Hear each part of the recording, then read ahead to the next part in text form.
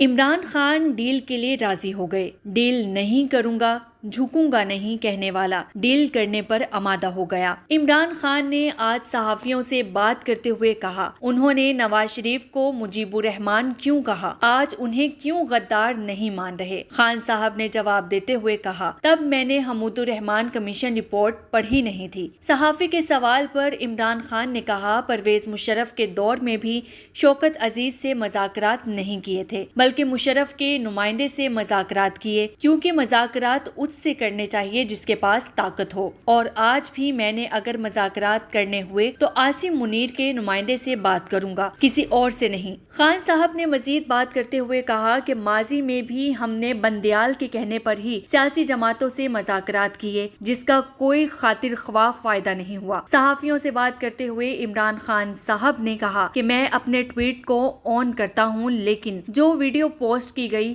مجھے اس کا نہیں پتا، لہٰذا میں ویڈیو پر بات نہیں کروں گا۔ ساتھ یہ بھی کہا کہ میں ٹویٹ کرنے کا اپنے وکیلوں کو کہتا ہوں۔ مزید خان صاحب نے اپنے سوشل میڈیا ہینڈلز کو شاباش بھی کہا۔ پھر عمران خان نے جیل پر بات کرتے ہوئے کہا کہ مجھے جیل کی چکی میں رکھا گیا، میرے پاس ایکسرسائز مشین کے علاوہ کوئی سہولت موجود نہیں، ایئر کولر تمام چکیوں میں لگے ہوئے ہیں۔